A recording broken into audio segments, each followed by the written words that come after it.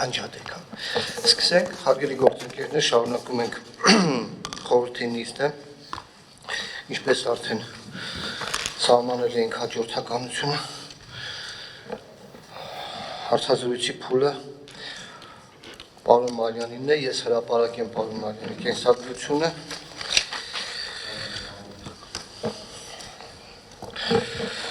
Արտաշես Սամվելի Մարյան ծնվել է 86 թվականի մայիսի 11-ին Երևան քաղաքում, 2003 թվականի ավարտել է Երևանի Համբարձում Գարստյանի անվան թիվ 83 միջնակարգ դպրոցը, 2003 թվականին ընդունվել է, 2008 թվականին ավարտել է Հայաստանի Հանրապետության ոստիկանության ակադեմիայի իրավաբանական իրավագետի որակավորմամբ, մասնագիտական գործունեությունը սկսել է 2008 թվականի օգոստոսի 13-ից, 2008 թվականի օգոստոսի 13-ից մինչև 12 թվականի նոյեմբերի 24-ն ընկած ժամանակահատվածում զբաղվել է ոստիկանության քննչական գլխավոր վարչության Երևան քաղաքի քննչական վարչության Մաշտոցի քննչական բաժնի քննիչի պաշտոնը, 2012 թվականի նոյեմբերի 14-ից մինչև 12 թվականի դեկտեմբերի 27 ընկած ժամանակահատվածում նույն բաժնի երկրորդ բաժանմունքի քննիչը, 12 թվականի դեկտեմբերի 27-ից մինչև 14 թվականի հոկտեմբերի 8-ն ընկած ժամանակահատվածում նույն բաժանմունքի ավագ քննիչի պաշտոնն էր, 2014 թվականի հոկտեմբերի 8-ից մինչև 16 թվականի հոկտեմբերի 28 ընկած ժամանակահատվածում զբաղվել է քննչական կոմիտեի Երևան քաղաքի զբաղեցրել է վարչության Երևան քաղաքի Աջափնյակ և Դավթաշեն վարչական շրջանի քննչական բաժնի ավագ քննիչի, 2016 թվականի հոկտեմբերի 28-ից մինչև 17 թվականի հոկտեմբերի 31-ն ընկած ժամանակահատվածում քննչական կոմիտեի Երևան քաղաքի քննչական վարչության ավագ քննիչ, 17 թվականի հուլիսի 31-ից մինչև 18 թվականի մայիսի 5-ն ընկած ժամանակահատվածում քննչական կոմիտեի Երևան քաղաքի քննչական վարչության հատկապես կարևոր գործերով քննիչ, 18 թվականի մայիսի 5-ից մինչև 19 թվականի ապրիլի 3-ն ընկած ժամանակահատվածում քննչական կոմիտեի Երևան քաղաքի քննչական վարչության ծանր հանցագործությունների քննության բաժնում հատկապես կարևոր գործերի ավագ քննիչի պաշտոններում, 19 թվականի ապրիլի 4-ից մինչև ապրիլի 19-ն ընկած ժամանակահատվածում հանդիսացել է հատուկ քննչական ծառայության ընդհանուր բնույթի հանցագործությունների քննության վարչության հատկապես կարևոր գործերով քննչի պաշտոնակատար, 19 թվականի ապրիլի 15-ից մինչև մայիսի 29-ն ընկած ժամանակահատվածում զբաղեցրել է հատուկ քննչական ծառայության ընդհանուր բնույթի հանցագործությունների քննության վարչության հատկապես կարևոր գործերով քննչի պաշտոնը, 19 թվականի մայիսի 29-ից մինչև 20 թվականի սեպտեմբերի 8-ն ընկած ժամանակահատվածում զբաղեցրել է հատուկ քննչական ծառայության խոշտանգումների և մարդու դեմ ուղղված հանցագործությունների քննության վարչության հատկապես կարևոր գործերով քննիչի, 20 թվականի սեպտեմբերի 8-ից մինչև 21 թվականի հոկտեմբերի 22-ն ընկած ժամանակահատվածում նույն վարչության հատկապես կարևոր գործերով ավագ քննիչի պաշտոնները, 21 թվականի հոկտեմբերի 22-ից մինչև 22 թվականի հոկտեմբերի 10-ն ընկած ժամանակահատվածում հանդիսացել է հակակոռուպցիոն կոմիտեի քննչական երրորդ վարչության հատկապես կարևոր գործերով ավագ քննչի պաշտոնակատար, 2022 թվականի հոկտեմբերի 10-ից մինչև օրս զբաղեցնում է ներողություն Հայաստանի Հանրապետության հակակոռուպցիոն կոմիտեի քննչական երրորդ վարչության հատկապես կարևոր գործերով ավագ քննչի պաշտոնը, աշխատանքային գործունեության ընթացքում բազմիցս խրախուսվել է գերատեսչական մեդալներով, կրծքանշաններով, պատվոգրերով, կարգապահական տուժեր երբևէ չի ստացել, ունի արդարադատության երկրորդ դասի խորհրդականի դասային աստիճան, ամուսնացած է, ունի 3 երեխա։ Պարոն Մարյան, դուք ավելացնելու բան ունեք ձեր կենսագրությունը։ Շնորհակալություն, ինչպես արդեն սահմանել ենք կարգը, առանձին բնութագրող հատկանիշների վերաբերյալ հարցեր կտրվեն խորհրդի անդամների կողմից, այնուհետև բարեվարկության, հետո մասնագիտական 1 տոմս, թե կարելի է տոմս ասել, 1 հարց կքաշեք եւ դրա պատասխանը խորհրդին կներկայացնեք։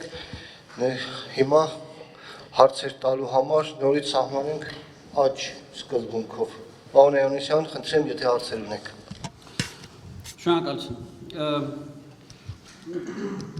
Պարոն Մարյան, սկսեմ այն հարցերից, որոնք հավասարապես տալու եմ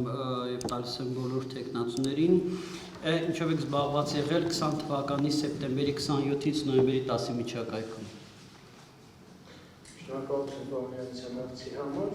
ձեր նշած միջակայքում գտնվել եմ Երևանում, գտնվել եմ հատուկ քննչական ծառայությունում, ծառայության մեջ, իրականացրել եմ իմ աշխատանքային ծառայական պարտականությունները։ Այդ օրերին հատուկ քննչական ծառայությունը ջոկատ էր ձևավորել եւ ջոկատով այն ժամանակվա ղեկավար Սասուն Խաչատրյանի գլխավորությամբ մեկնել էին ռազմական գործողությունների թատրաբեմ։ Դուք այդ ջոկատում մասնակցություն ունեցել եք։ Ոչ։ Լավ, հաջորդ հարցս ինչ կփոխեիք հակակոռուպցիոն կոմիտեում, եթե դառնաք դրա ղեկավարը։ Շնորհակալություն։ Հակակոռուպցիոն կոմիտեում փոփոխությունների մասին խոսելիս ընդհանրապես կնշեմ, որ այո, կառուցվածքային որոշակի փոփոխություններ կատարելու անհրաժեշտություն այսօր տեսնում եմ թե քննչական եւ թե օպերատիվ հետախուզական ստորաբաժանումների մասով։ Քննչական ստորաբաժանման մասով կարևորում եմ, որ մենք ունենանք հատկապես կարևոր գործերի քննության առանձին ստորաբաժանում, իսկ օպերատիվ հետախուզական գործունեության իրականացնող մեր ստորաբաժանումը մի փոքր ավելի լայն փոփոխությունների կարիք ունի իմ կարծիքով, որովհետև ժամանակակից մարտահրավերները պահանջում են, որ մենք կատարելագործենք մեր օպերատիվ ծառայությունը եւ դասական իմաստով ունենանք օպերատիվ հետախուզական ծառայություն։ Այսօր մենք այդ մասով ունենք մի շարք խնդիրներ, սկսած հակակոռուպցիոն կոմիտեի օպերատիվ հետախուզական ստորաբաժանման ծառայողների ընտրության նշանակման կարգից մինչև առանձին ստորաբաժանումների ձևավորում։ Գաղտնիք չէ, որ օպերատիվ հետախուզական ստորաբաժանման ծառայողները համալրվում են բաց մրցույթի միջոցով։ Իմ խորին համոզմամբ սա այնքան էլ ճիշտ մոտեցում չէ, երբ մենք խոսում ենք օպերատիվ աշխատակցի մասին։ Որովհետև այստեղ այս գործընթացում, մինչև մենք հասնում ենք օպերատիվ ծառայողի նշանակման, այդ անձի վերաբերյալ բացահայտվում են բազմաթիվ տվյալներ, որոնք որ չպետք է բացահայտվեին, այսինքն օպերատիվ հետախուզական գործունեություն իրականացնող անձի տվյալները չպետք է բաց մրցույթի շրջանակներում հրապարակվի, որովհետև հետագայում դա առաջացնելու է խնդիրներ աշխատանքի մեջ։ Օրինակ, ի սկզբանե մենք ունեինք այսպիսի կարգ։ Մեր կայքում հրապարակվում էր, որ օրինակ մրցույթի համար դիմել են, ենթադրենք 20 դիմորդ, ընդ որում հրապարակվում էր անձանց տվյալներ։ Եվ հետագայում, այսինքն հնարավորություն էր ընձեռվում հստակ անհատականացնել, որ այս անձինք անցան ընթացակարգերը նշանակվեցին հակակոռուպցիոն կոմիտեի օպերատիվ ստորաբաժանման ծառայող։ Հիմա կան առանձին օպերատիվ հետախուզական գործունեության միջոցառումներ, որտեղ որ այո, այդ անձանց ինքնությունը պետք է գաղտնի մնա։ Եվ այս մասով մենք ունենալու ենք խնդիրներ, հետևաբար իմ կարծիքով այս կարգը ենթակա է վերանայման։ Սա մեկ։ Ինչ վերաբերում է կառուցվածքային ստորաբաժանումներին, շատ կարևորում եմ, որ մենք ունենանք օպերատիվ ինֆորմացիայի կուտակման կենտրոն, որը այսօր մենք չունենք։ Շատ կարևորում եմ այս հանգամանքը, որովհետև փաստացի ստեղծվում է մի իրավիճակ, որ կոռուպցիոն հանցագործությունների վերաբերյալ ինֆորմացիայի մի մասը այո կորչում է։ Ինչի, որովհետև մենք չունենք դրա պահպանման մեխանիզմներ, չունենք դրա պահպանման եւ վերլուծությամբ զբաղվող ստորաբաժանումներ։ Իսկ ըստ իս դա շատ կարևոր է։ Ինչի, որովհետև առանցին դեպքերում փորձը ցույց է տալիս, որ մենք պարզապես կարող ենք մշակել մեխանիզմները, վերհանել մեխանիզմները առանձին թիրախային ուղղություններում, որտեղ որ այսօր առավել զարգացած են կոռուպցիոն երևույթներն ու դրսևորումները, կարող ենք այդ անալիտիկայի արդյունքում ունենալ մեխանիզմները, սա շատ կարևոր է, որովհետև մենք ունենք դեպքեր, որ օրինակ նույն ստորաբաժանում ունենում ենք կաշառքի դեպք, փոխվում են այս ստորաբաժանման ծառայողները, բայց մի որոշ ժամանակ հետո սա նորից կրկնվում է։ Ընդ որում կրկնվում է նույն մեխանիզմով։ Հետևաբար անհրաժեշտ է վերհանել այս մեխանիզմները եւ հետևաբար անհրաժեշտ է պայքարը արդեն ուղղել դեպի այս մեխանիզմների չեզոքացման փուլ, որովհետև փորձը ցույց է տալիս, որ արդեն կոռուպցիոն դրսևորումները մի տեսակ դուրս են գալիս կոնկրետ անձանց շրջանակից։ Եվ այս իմաստով, այո, շատ եմ կարևորում համապատասխան կենտրոն ունենալու հարցը։ Երրորդ, օպերատիվ հետախուզական գործունեության լիարժեք իրականացման համար գտնում եմ, որ շատ կարևոր է եւ անհրաժեշտ է ունենալ օպերատիվ փնտրողական վարչություն։ Այսօր մենք նման ստորաբաժանում չունենք եւ դա ահագին խանգարում է մեր աշխատանքին։ Այս մասով չեմ ուզում հիմա շատ նյուանսներ բացահայտել, չեմ գտնում, որ հիմա դա տեղին է եւ ճիշտ է։ Սրանից բացի անհրաժեշտություն կա օպերատիվ աշխատանքի ուղեկցման ստորաբաժանում ունենալ։ Տեսեք, այսօր մենք ունենք մի իրավիճակ, երբ օրինակ ձերբակալում ենք անձին եւ ասենք անձը պետք է ներկայացվի դատարան։ Ով է ներկայացնում անձին դատարան։ Հակակոռուպցիոն կոմիտեի օպերատիվ ծառայողը։ Սա նույնպես համարում եմ սխալ։ Օպերատիվ աշխատակիցը, օպերատիվ ծառայողը չպետք է զբաղվի նմանօրինակ հարցերով, որտեղ սա նույնպես սկսած գաղտնիության այդ պահպանման սկզբունքից վերջացրած այդ օպերատիվ աշխատողի համար հավելյալ աշխատանք, հավելյալ ծանրաբեռնվածություն ստեղծելու հանգամանքով խանգարում է աշխատանքին։ Հետևաբար անհրաժեշտ է ունենալ նաև այդպիսի ստորաբաժանում, որի միջոցով հնարավոր կլինի իրականացնել այս խնդիրները։ Ընդհանուր առմամբ կան էլի փոփոխություններ, որոնց մասին ստեղ այս ձևաչափում նկատի ունենալով, որ սա նաև ուղիղ եթերով է հեռարձակվում, չեմ կարծում, որ ճիշտ կլինի սրանից ավել ներկայացնելը։ Շնորհակալություն։ Ունեք Շնորհակալ եմ, ես մի սենց հարց դուք նշեցիք կապված թափանցիկության հետ, օպերատիվության, դες հայտնի է օրինակ ինչ տարբերություն կա քննիչների եւ օպերատիվ ծառայողների ընդունելության կարգի թափանցիկության մեջ։ Օրինակ թափանցիկությունը ինչով է տարբերվում, նույն մակարդակի տարբերություններ կան, որոնք են դրանք։ Օպերատիվ աշխատողների մասով հիմա որոշակիորեն այդ թափանցիկության հարցը լուծվել է։ Ես իմ խոսքում նշեցի, որ սկզբնական փուլում, երբ որ նոր ձևավորվում էր օպերատիվ ծառայությունը, համալրման այդ մեխանիզմները գրեթե նույնն էին։ Հիմա մի փոքր այո, այդ գաղտնիության սկզբունքը մի փոքր պահպանել ենք։ Մի փոքր։ Եվ ես չեմ գտնում, որ էլի բավարար է։ Ինչի, տեսեք, ես բերեմ մի օրինակ, հիմա ստուգում ենք անձի բարևարկություն։ Բարևարկության թերթիկը պետք է ուղարկվի կոռուպցիայի կանխարգելման հանձնաժողով։ Կոռուպցիայի կանխարգելման հանձնաժողովը ըստ էության հնարավորություն կունենա ծանոթանալու, որ այս աշխատակիցը դիմել է օպերատիվ ծառայողի թափուր հաստիքը համալրելու համար։ Ես գտնում եմ, որ սա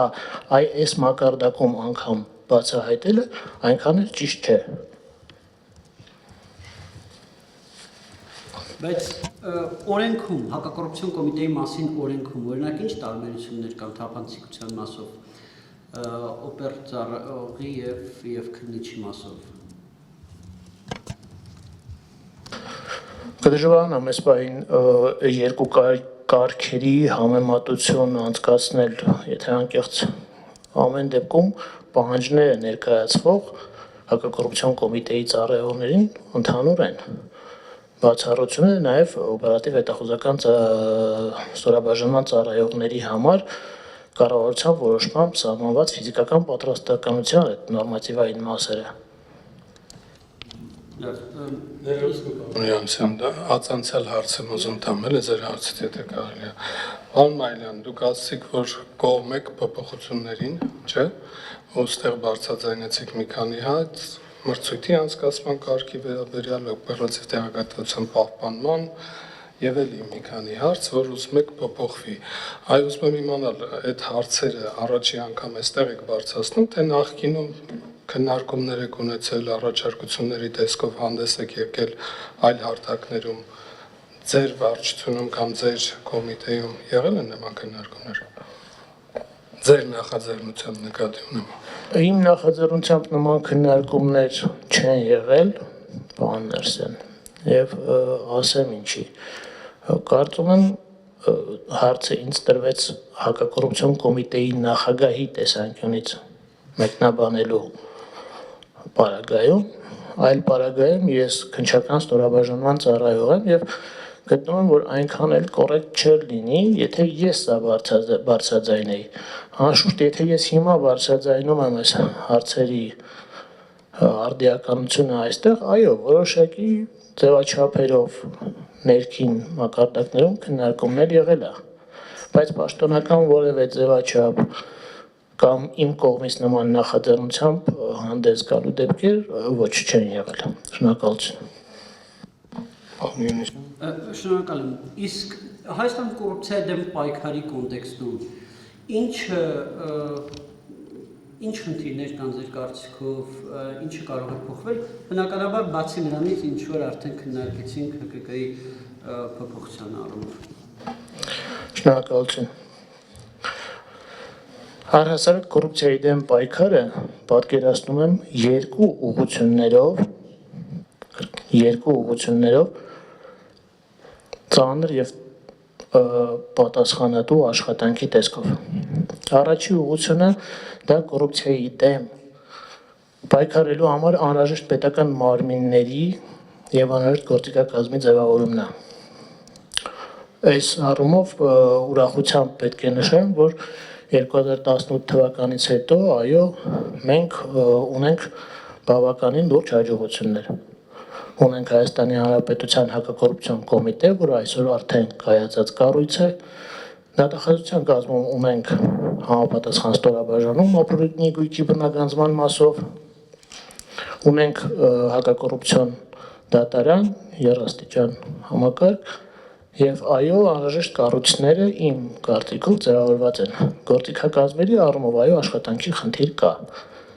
Ինչ վերաբերում է պայքարի մյուս ուղղությունը, երկրորդ ուղղությունը, դա պայքարի գործող տեսակին, այսինքն կոռուպցիոն հանցագործությունների հայտնաբերման, բացահայտման քննությանը զուգահեռ պրոֆիլակտիկայի աշխատանքների իրականացումը։ Այսօր մենք ունենք շատ մեծ հանրահաշտություն իրականացնելու պրոֆիլակտիկայի աշխատանքներ ու բավականին մեծ ծավալներով։ Հատկապես սա շատ կարևորում եմ թիրախային ուղղություններում, այսինքն այն ուղղություններում, որտեղ կոռուպցիոն դրսևորումները պարբերաբար նկատվել են։ Անձնագրային բաժանմունքներ, միասնական սոցիալական ծառայության տարածքային գրասենյակներ, հաշվառման քննական բաժանմունքներ, բարձրագույն ուսումնական հաստատություններ, դպրոցներ։ Սրանք թիրախային ուղղություններ են, որտեղ անհրաժեշտ է իրականացնել այո պրոֆիլակտիկ լայն ծավալի աշխատանք, ընդ որում այս աշխատանքը պետք է իրականացվի ոչ միայն մեր, այլ ամբողջ հասարակության ուժերով։ Ես գտնում եմ, որ անհրաժեշտություն է առաջացել հանրության մեջ, հասարակության մեջ ձևավորել մոտեցում, որ Հայաստանի Հանրապետությունը միայն հակակոռուպցիոն կոմիտեի ծառայողներինը չէ, որ կոռուպցիայի դեմ պայքարը միայն հակակոռուպցիոն կոմիտեի ծառայողների պայքարը չէ։ Հայաստանի Հանրապետությունը մեր բոլորի տունն է եւ հետեւաբար Հայաստանի Հանրապետությունում կոռուպցիայի դեմ պայքարը մեր բոլորի սուրբ պարտականությունը պետք է լինի։ Ամեն մեկը իր տեղում, իր հնարավորությունների, իր լիազորությունների սահմաններում եւ չափով։ Բերեմ մի հասարակ օրինակ։ Սեպտեմբեր ամսին մենք հազարավոր ուսանողների ճանապարհում ենք բարձրագույն ուսումնական հաստատություններ։ 17-18 տարեկան տղաներ, աղջիկներ, որոնք դպրոցից կտրվել են եւ գնում են բուհում սովորելու։ Այս մարդկանց մի մասը տարեվերջին հնարավոր է, որ բախվի որոշակի կոռուպցիոն դրսևորումների, կոռուպցիոն ռիսկերի հետ։ Ինչի, որովհետև ոչ բոլորը կստանան կիսամյակի քննությունները եւ կառաջանա խնդիր։ այ ոնց անենք, որ այս կիսամյակի քննությունները ստանանք։ Եվ այո, կլինեն նաև մարդիկ, որոնք որ կնախընտրեն ոչ թե նստել, պարապել, այլ փորձել զարտուղի ճանապարհներով ստանալ այդ քննությունները։ Ենթադրենք օրինակ կաշառքի միջոցով։ Դասախոսին կաշառք տալու։ Ինչ գիտեն այս մարդիկ կոռուպցիայի մասին առհասարակ։ Վստահեցնում եմ ձեզ, որ վերջին 3-4 տարիների իմ աշխատանքը, ակտիվ աշխատանքը այս ոլորտում ցույց է տալիս, որ շատ դեպքերում հասարակությանը այդ լայն զանգվածը իրազեկված չէ։ Մենք ունենք այսօր հասարակության մի շերտ, ովքեր կոռուպցիա ասելով հասկանում են բացառապես պաշտոնատար անձին գումարի տեսքով կաշառք տալը։ Այսինքն, երբ որ մարդուն հարցում ես, ասում ես նվեր ես տվել, սա կաշառք է, ասում է դե նվեր եմ տվել, սա ինչ կաշառք։ Այսինքն անհրաժեշտություն է առաջացել հասարակությանը կրթել, հասարակությանը իրազեկել, տեղեկացնել, որ չի կարելի պաշտոնատար անձին նվերներ տալ, չի կարելի հյուրասիրել, չի կարելի որևէ արտոնյալ պայմաններով ինչ-որ ծառայություն առաջարկել կամ առհասարակ որևէ ծառայություն մատուցել, չի կարելի առհասարակ մաղարիչ անել, չէ՞, ժողովրդի մեջ տարածված է շատ։ Շատ լավ։ Չի կարելի ավարտեմ հեսա։ Չի կարելի այս ամեն ինչը առաջարկել։ Եվ այս ամեն ինչը պետք է բերի նրան, որ հասարակության մեջ բարձրանա այդ իրազեկվածության մակարդակը, եւ մենք սրա արդյունքում ունենանք նաեւ այո, այս մասով նվազում։ Ես կրկնում եմ, պրոֆիլակտիկան պետք է իրականացվի մեր այսօրվա առօրյական իրականացվող գործառույթներին զուգահեռ, բայց այն պետք է իրականացվի։ Կանխարգելումը շատ կարևոր նշանակություն ունի։ Սա իմ կարծիքն է, շնորհակալություն։ Շնորհակալություն։ Էլի հասարակությունը մեղավոր։ Ես ըստ էության իմ հաջորդ հարցը ինչ որ առումով պատասխանեցիք հասարակության ընկալումների մասին։ Այս սեկցիայում իմ վերջին հարցը վերաբերվում է ձեր մեյլ հասցեին եւ տեղեկատվական անվտանգությանը, ձեր մեյլ հասցեն մեյլ դոմեյնում է։ Արդյոք ձեզ օրինակ հայտնի է, որ Ռուսաստանի իրավապահ մարմինները ըստ էության անխոչնդոտ հասանելիություն են Mail.ru դոմեյնում բոլոր մեյլերի նամակագրությանը։ Արդյոք ձեզ հայտնի է, որ Mail.ru դոմեյնների գաղտնաբառերը կարելի է շատ հեշտ եւ էժանով գնել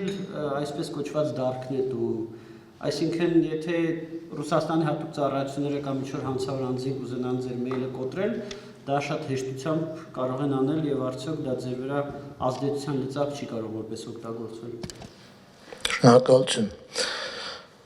Պարոն Յանիսյան, որպես քննիչ, որը իր վարույթում ունի գործեր, որոնք որ իրենց գոյությամբ արդեն իսկ պետական գաղտնիք են հանդիսանում, ես շատ կարևորում եմ այդ տվյալների պաշտպանության հարցը։ Այո, Mail.ru ունեմ, օգտագործում եմ, սակայն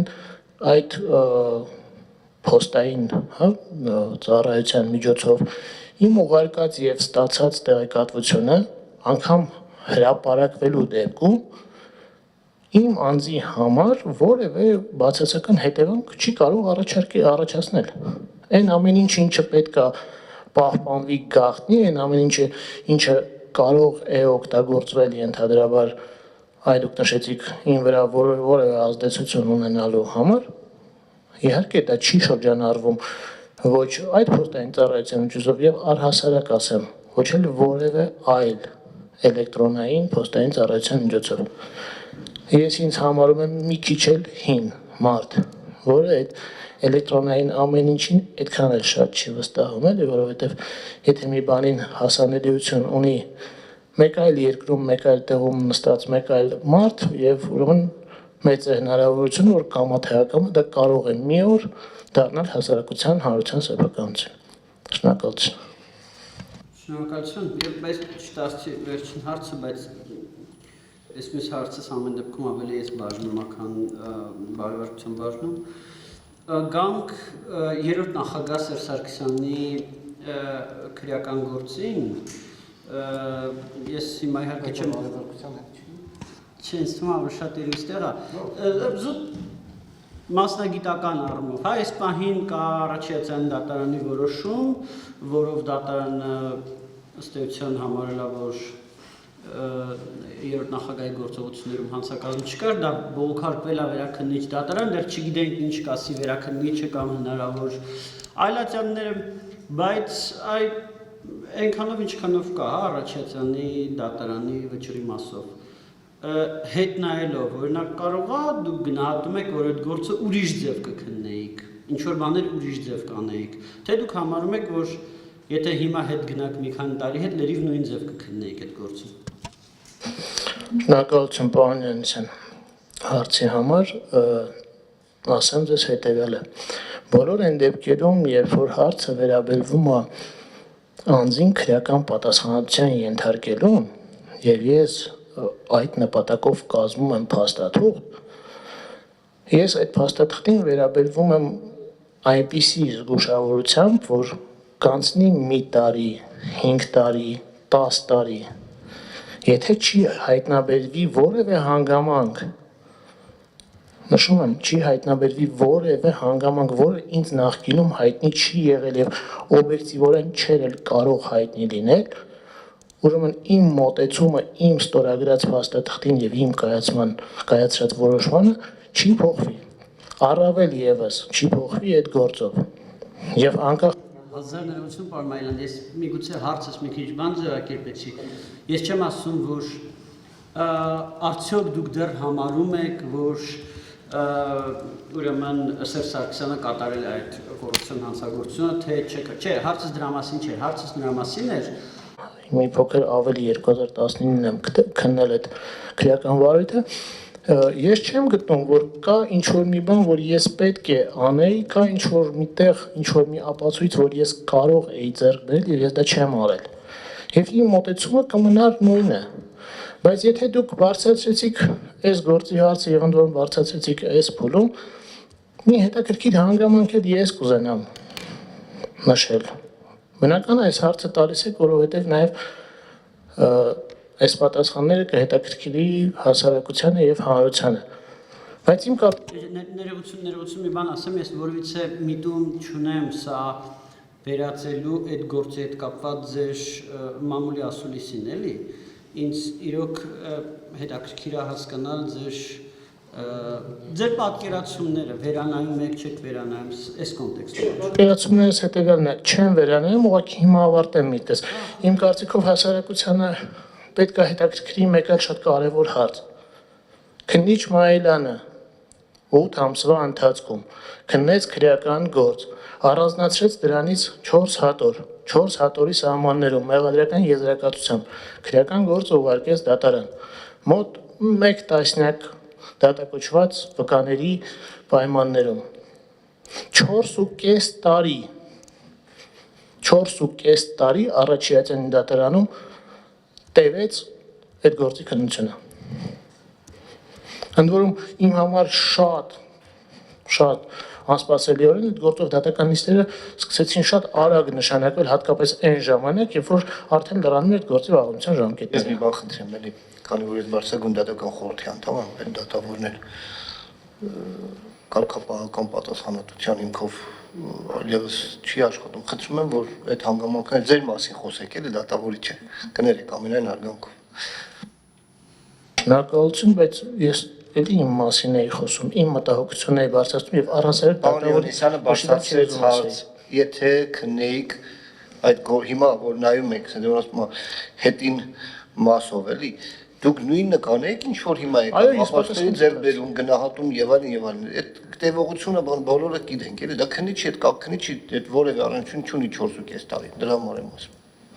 Բարի, ես այդ հարցին արդեն պատասխանեցի, կարծում եմ պարոն Յանիսյանը բավարարված է։ Հարց ուրիշ հարց։ Չէ, ես բաժնում չէ, շնորհակալություն։ Պարոն Կարապետյան։ Պարոն Մայլյան, դուք այս բանին նշել եք, որ աշխատում եք երրորդ վարչության հատկապես կարևոր գործերով ավագ քննիչի պաշտոնում։ Ինձ մի այսպիսի հարց էր հետաքրքրում կապված այսպես ասած ձեր շարժառիթների հետ։ Այ դուք ինչ պատկերացումներ ունեք, ինչ դրդապատճառներ կամ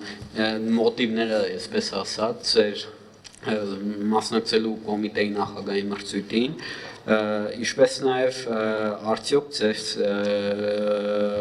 չի կաշկանդող հանգամանք չի լինի ըստ էության քննությունից հետո, եթե դուք նշանակվեք համապատասխան պաշտոնում, ղեկավարելու եք, հանդիսանալու եք ձեր նախկին ղեկավարների, ղեկավար կազմի նախագահը եւ ղեկավարը։ Արդյոք այստեղ խոչընդոտող հանգամանք կամ կաշկանդող հանգամանքներ առկա չեն ձեր մոտ։ Շնորհակալություն։ Շնորհակալություն։ Նախ սկսեմ դրդապատճառների մասին։ Որպես մարդ, որը որ այսօր այս պահին անմիջականորեն կանգնած է կոռուպցիայի դեմ պայքարի առաջնագծում, ես շատ լավ եմ պատկերացնում եւ արկա խնդիրները, եւ արկա մարտահրավերները, եւ մեր ունեցած հնարավորություններն եմ գնահատում այս ամեն ինչի համատեքստում։ Ես ցանկանում եմ նշանակվել հակակոռուպցիոն կոմիտեի նախագահի պաշտոնում հետեւյալ նպատակով, որ այդ պաշտոնում, այդ մակարդակում հնարավորություն ունենամ լուծել այն խնդիրները, ինչ որ ես տեսնում եմ հիմա իմ այս մակարդակում, այստեղ որտեղ տեսնում եմ, որտեղ հիմա աշխատում եմ։ Եվ ես գտնում եմ, որ քննչական աշխատանքի ավելի քան 16 տարվա իմ փորձը եւ գիտելիքները կարող եմ ներդնել իշահ մեր կառույցի զարգացման, իշահ մեր կառույցի բարգավաճման, որպեսզի հնարավորություն ունենամ գլխավորելու ոչ միայն որպես մասնակից այդ պայքարի, այլ որպես այդ պայքարը գլխավորող անձ, գլխավորեմ կոռուպցիայի դեմ պայքարը եւ ավերժնարդյունքում ակնկալում եմ ունենալ մի իրավիճակ, երբ հասարակությունը պետական ապարատը զերծ կրնի կոռուպցիա կոչված չարիքից։ Շնորհակալություն։ Սա առաջին մասը։ Ինչ վերաբերվում է երկրորդ մասին։ Իմ կարծիքով այն մարդիկ, ովքեր մշակել են հակակոռուպցիոն կոմիտեի նախագահի համար առաջադրվող պահանջները եւ գտել են, որ անհրաժեշտ է մարդ, ով ունակ կլինի ղեկավարել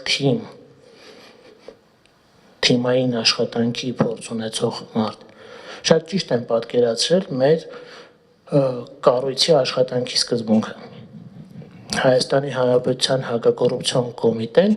մեկ միասնական թիմ է, մեկ միասնական ընտանիք։ Եվ ես հանդիսանում եմ այդ թիմի անդամը։ Եվ մեր կառույցում աշխատող մարդիկ, այդ թվում եւ իմ ներկայիս ղեկավարները ունեն շատ բարձր պրոֆեսիոնալ գիտելիքներ, որոնք այո, կառույցի ղեկավար աշխատելու պարագայում էլ ես օգտագործելու եմ, ես օգտվելու եմ այդ մարդկանց հնարավորություններից եւ գիտելիքներից։ Անձամբ ինձ դա չի կաշկանդելու։ Անձամբ ես ստեղծելու եմ մթնոլորտ, ստեղծելու եմ աշխատանքային այնպիսի իրավիճակ, որ այդ մարդիկ չունենան կաշկանդվածություն աշխատելու իմ ղեկավարությամբ։ Շնորհակալություն։ Շատ լավ։ Շնորհակալություն։ Պարոն Մայլյան, նախկին մրցույթից տեղյակ եք եղել երևի եւ մասնակցության հայտ չեք ներկայացրել։ Ես ուզում եմ իմանալ նախկին մրցույթի ժամանակ դուք նույնպես աշխատում եք նույն կառույցում, իմիջիայլոց բոլոր տեխնացուներից միայն դուք եք, որ հակակոռուպցիոն կոմիտեի աշխատակից եք, չէ՞, այսօրվա դրությամբ։ Այո։ Եվ նախկին մրցույթին չեք մասնակցել, ինչով կբացատրեք եւ որ հիմա եք որոշել մասնակցել։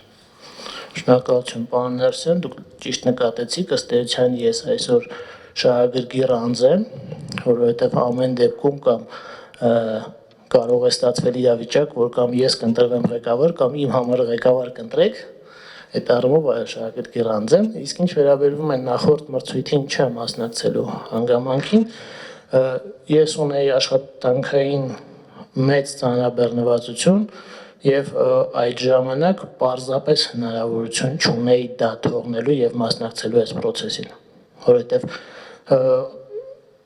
հակակոռուպցիոն կոմիտեի նախագահի տեխնացու առաջադրվելը սա միայն այս մրցույթին գալ, այսօրվա խորհրդի նիստին մասնակցելը չէ։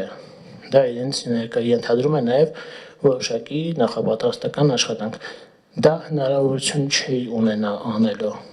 Դրա համար նախորդ մրցույթի ժամանակ այո, թեև ունեցել եմ նման ցանկություն, բայց հնարավորություն գնահատելու նոր չունեմ։ Շնորհակալ եմ։ Պատասխանը հասկանալի էր։ Եվ երկրորդ հարցը 16 տարի աշխատում եք քննչական համակարգում, վերջի պաշտոնը ամենաբարձրը ձեր աշխատած ժամանակների ՀԿԳ ավագ քննիչ, չէ՞։ Այո։ Եվ 6 տարի է արդեն, որ ՀԿԳ ավագ քննիչ եք։ Այո։ Այ ուզում եմ իմանալ, այս ընթացքում պաշտոնի առաջխաղացում չեք ունեցել, թեև ձեր կոմիտեում կա վարչության պետի տեղակալի պաշտոն, վարչության պետ, կոմիտեի նախագահի տեղակալի պաշտոն եւ այդ բոլոր աստիճանակարգությունը չեք անցել, ի՞նչն է պատճառը։ Ղեկավարության կողմից ձեր աշխատանքը չի գնահատվել, դուք ցանկություն չեք հայտնել, կարող եք ներկայացնել։ Շնորհակալություն։ Պարոն Ներսյան,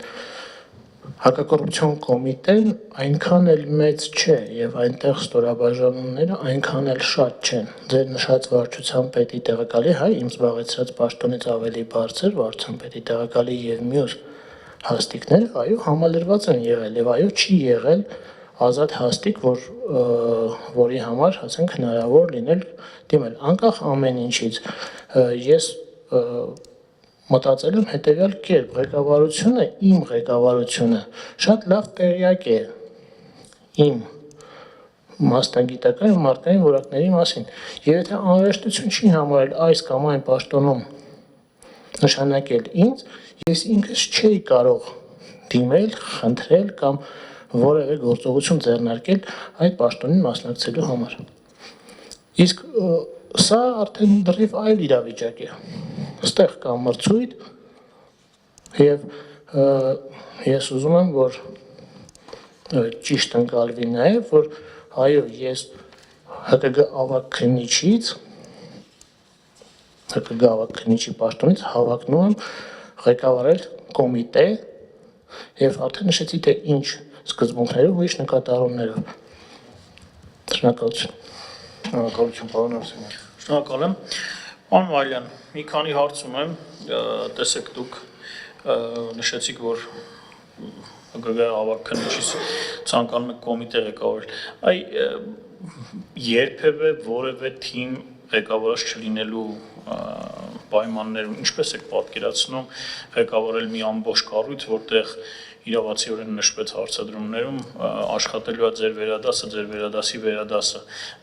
նաև ձեր գործընկերներում հետ առօրյայում ամեն օր աշխատանքի մեջ եք։ Ինձ հետաքրքիր է այս թիմային աշխատանքի պակասը ոնց եք պատկերացնում կոմպենսացնել։ Շնորհակալություն, պարոն Արսեն։ Նախ ասեմ, որ թիմային աշխատանքի փորձ ունեմ։ Ես շատ ներողություն խնդրում, որպես ղեկավար թիմային աշխատանքի, ոչ թե թիմի անդամ, էլի։ Որպես ղեկավար, արծի սկիզբը դրաներով։ Հիմա մեկնաբանեմ, դուք պատկերացրեք։ Տեսեք,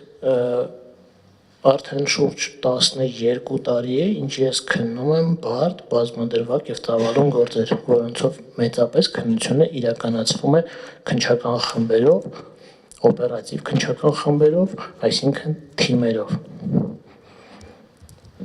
Իսկ թիմ ղեկավարելը առհասարակ անհամեմատ ավելի դժվար է։ Ինչի, որովհետև եթե սովորական պայմաններում ես կարամ լինեմ ձեր աշխատողը, կամ շատ լավ աշխատող լինեմ։ Կարամ կատարեմ ձեր բոլոր հանձնարարությունները, գերազանց կատարեմ, բայց կարամ ձեր թիմակիցը չլինեմ առհասարակ։ Իսկ թիմը իրանից ենթադրում է արդեն գաղափարի հիման վրա միավորված անձանց որոշակի խումբ։ Եվ ստեղ արդեն ղեկավարումը իրականացվում է ոչ թե վարչական լծակների միջոցով, այլ ունեցած մարդկային մասնագիտական հեղինակության շնորհիվ։ Ես թիմային աշխատանքի ու թիմային ղեկավար աշխատանքի այսպիսի փորձ ունեմ։ Ես հիմա փորձ ունեմ, որ իմ թիմում միաժամանակ աշխատում են եւ հակակոռուպցիոն կոմիտեի օպերլիազորի եւ ազգային անվտանգության ծառայության օպերլիազորի եւ ոստիկանության զորաբաժանումների աշխատակիցներ։ Եվ նկատեք, ես նշում եմ կառույցներ, որոնց հետ առհասարակ ես վարչական առումով որևէ կապ չունեմ, բայց այդ մարդիկ իմ թիմում են եւ մենք միասին նույն գաղափարի կոռուպցիայի դեմ պայքարի այդ նույն գաղափարի ուժով անում ենք մեր աշխատանքը։ Ես այս տեսակ թիմ ղեկավարելու փորձ ունեմ։ Ես երբեք չէի հավակնի ղեկավարել մի կառույց, եթե վստահ չլինեի, որ ես այդ թիմի անդամ եմ, եթե վստահ չլինեի, որ ինձ ճանաչում են եւ իմ մոտեցումներն ու սկզբունքները ընդունելի են այդ թիմում։ Եվ այս ամեն ինչը գնահատելով եմ, ես այս քայլը արել ու դիմել ես մրցույթին մասնակցելու համար։ Մի խնդրանք եմ ներողություն եմ խնդրում։ Պարոն Մարիոնյան, մի խնդրանք էլի հնարավորին չափ ճիշտ ես չեմ սահմանափակում, բայց հնարավորին չափ կարճ պատասխան ունենանք, որ հասցնենք բոլորն անենք, նաև ձեր ուղղված հարցերը։ Շնորհակալություն։ Ներողություն եմ խնդրում։ Շնորհակալություն, պարոն Թումանյան։ Պարոն Մարյան, հարցադրումներից մեկը ուղղված էր նրան, որ դուք սկզբից մի քանի փոփոխություններ առաջարկեցիք, ճիշտ է, իմ համար դրանք ավելի շատ կառուցվածքային փոփոխություններ են, բովանդակություն չնշեցիք, բայց ամենևին դրա մասին չի հարցը։ Բայց նշվեց թե այս հարցերը բարձրաձայնել եք թե ոչ։ Այ մենք գնահատման պետք է ենթարկենք նաև ձեր նախաձեռնողական լինելը, ինքնուրույն լինելը, սեփական որոշումներ կայացնելու պատրաստակամությունը։ Այ այդ խնդրում եմ մի հատ այս հատկանիշների համատեքստում ասեք, ինչու նախկինում խնդիրներ դեռ չեք բարձրաձայնել, որոնք տեսել եք, որոնք հիմա բարձրաձայնում եք եւ ձեր կարծիքով ամենայն դեպս հակակոռուպցիոն կոմիտեի գործունեության համար դրանք էական նշանակություն ունեն։ Շնորհակալություն, պարոն Արսենյան, տեսեք, ես բարձրաձայնել եմ եւ նախաձեռնել եմ այն խնդիրների լուծումը, որոնք որ գտել եմ, որ այդ պահին իմ իրավասության սահմաններում է եւ էթիկայի տեսանկյունից ճիշտ կընկալվի։ Օրինակ, անձանց միջև մեր կառույցում քննիչ նշանակելը պրակտիկա անցնելու հետ կապված չէ, որ անձը գալիս է անցնելու որոշակի ստաժավորում։ Այդ գործընթացը վերաբերվել է ինձ։ Ես այդ գործընթացի վերաբերյալ եւ արել եմ առաջարկություններ եւ դրսևորել եմ հարաբերական նախաձեռնողականություն։ Ինչի, որովհետեւ դա վերաբերվել է ինձ։ Իսկ ինչ վերաբերում է օպերատիվ հետախուզական ծառայությանը, այո, դա չի վերաբերվել ինձ։ Ես չեմ հանդես եկել այդ առաջարկությունով, քննարկել եմ, տեսել եմ, որպես մարդ, որը օպերատիվ հետախուզական գործունեությունը գիտի ոչ միայն այդ օրենքը կամ մնացածը կարդալուց, այլ սովորել է դա որպես գիտություն ոստիկանության ակադեմիայում, հիմա ձեր ձեռքի տակ կա նաև այդ փաստաթղթերը։ Ես այդ աշխատանքի մեջ տեսել եմ այդ բացերը։ Եվ հիմա, երբ որ ինձ հարց ուղղվեց որպես կոմիտեի ղեկավար այդ տեսանկյունից նայելու եւ այդ տեսանկյունից առաջարկելու ինչ փոփոխություններ, այո, ես նշեցի այդ փոփոխությունները։ Եվ իմ վերջին հարցը, պարոն Մալյան, դուք կոլեկտիվին ադապտանալու կարիք չունեք, կոլեկտիվի բոլոր անդամներին ենթադրում եմ ճանաչում եք, որովհետև միտեղ եք աշխատում։ Ենթադրենք կառավարության 5 շաբթի օրվա նիստով հավանություն տրվեց, դուք նշանակվեցիք հակակոռուպցիոն կոմիտեի նախագահ։ 2 շաբթի օրը մտաք աշխատանքի։ Ինձ կասեք մի բան քննչականում, բայց խնդրում եմ ոչ թե ինչ-որ ցանկությունների մակարդակում, այլ ռեալ։ Մի բան, որ կփոխեք քննչական մարմնում, 2 շաբթի օրը դա կնախաձեռնեք ու օպերատիվ ստորաբաժանում հստակ խնդրում եմ արձանագրեք 1-1 գործողություն, ամենաառաջնայինը ձեր համար։ Շնորհակալ եմ։ Շնորհակալություն։ Եթե խոսում ենք հենց առաջի օրը փոխելու մասին, ի նկատի Հարցից տրամաբանությունից ինձ թվում է հասկանալի է, որ առաջնայինություն ունեցող հարց, ոչ թե առաջին օրը այդ պայմանական ասեցի։ Ամենաառաջնայինը ի՞նչն է ձեր համար, որ կփոխեք քննչականում եւ օպերատիվ մարմնում։ Ըստ ձեզ ամենակարևոր հարցը ո՞րն է այդ երկու ստորաբաժանումներում։ Իմ համար ամենակարևոր հարցը լինելու է ժամկետների վերահսկողությունը։ Առաջի հարցը, որ քննչականում բարձրացնելու եմ, դա քրեական գործերի քննության ժամկետների վերահսկողության հարցն է։ Սա քննչականում։ Ինչ վերաբերում է օպերատիվ հետախուզականում, օպերատիվ հետախուզական ծառայության արդեն իմ ենթակայության ներքո գտնվող ստորաբաժանումների ղեկավար անձնակազմի հետ խորհրդակցելուց հետո այո կանեմ նաև այդ կապակցությամբ որևէ փոփոխություն, որովհետև հիմա եթե ես նշեմ, որ ես կանեմ կոնկրետ փոփոխություն այս մասով, դա կոմպետենտ չի լինի։ Շնորհակալ եմ։ Շատ լավ, ես մի քանի հարց կարճ Դուք կադրային փոփոխություններ կանեք, երբ որ բնդրում եք։ Ույն ծավալի։ Ինչպես Կադրային փոփոխություններ կանեք, երբ որ դուք նշանակվեք։ կադրային փոփոխություններ կարվեն եւ կարվեն միշտ։ Խնդիրը վերաբերվում է նոր կադրերով համալրելուն։ Այն կադրերը, որոնք որ կան, որոնք որ աշխատում են, ոչ ես գնալու եմ այն ճանապարհով, որ պահպանեմ թիմը, որովհետեւ ես հիմա տեսնում որ թիմը լավն է եւ աշխատում է։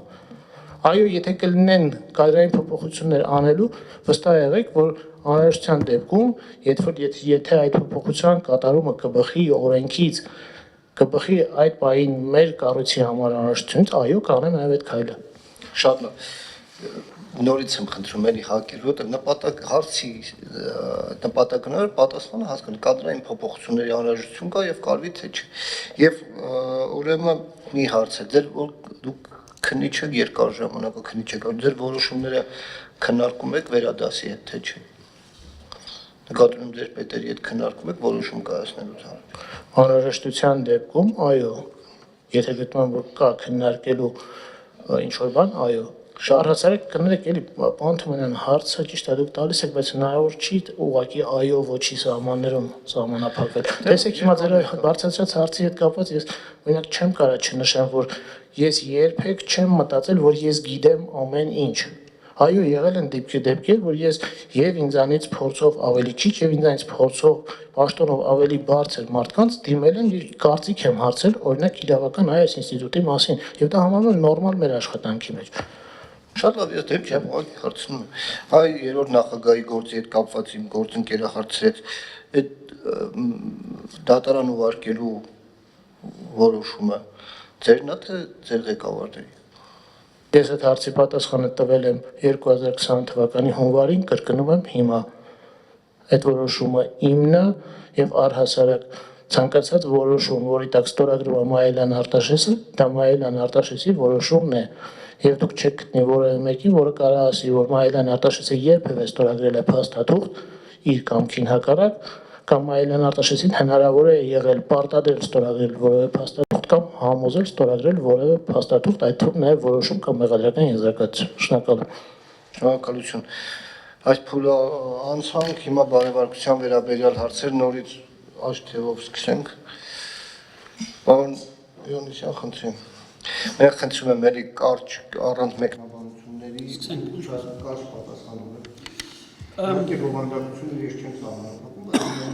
Ես ներողություն Բարևարկության իմ եզրակացությունից օգտվել այս փուլում։ Իհարկե, նախ հարցնեմ ծանոթ եք, որ արդեն ասեցիք։ Այո, ծանոթ եմ։ Հա։ Իհարկե, ձեր մոտա դուք հանգիստ օգտվեք, պարոն Հովհաննիսյան, խնդրեմ։ Շնորհակալ եմ։ Հարցերս մի քանիսն առաջին եկեք սկսենք ձեր հայտարարագրերից։ Դուք տարի կանխիկ գումարներ ավելացնում եք եւ հիմա ոնց որ թե միլիոնավոր դրամների կանխիկ գումարներ ունեք, օրինակ 23-ի հայտարարագրով արդեն 5 միլիոն դրամ կանխիկ գումար ունեք։ Գիտեք, որ սա կանխիկ գումարը լրացուցիչ ռիսկ է միշտ համարվում կոռուպցիայի կանխարգելման հանձնաժողովի կողմից, բայց սկսենք ինչի է խնայողությունները կանխիկով պահում, ոչ թե օրինակի համար ավանդ, որտեղ տարեկան մի 8-10% կարող ավելանա։ Շնորհակալություն։ Պարոն Հովհաննիսյան, ձեր նշած կանխիկ գումարը իմ ընտանիքի